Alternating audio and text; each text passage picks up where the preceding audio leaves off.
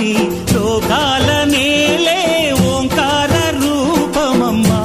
తల్లి నీ మహిమల్ని చూపవమ్మా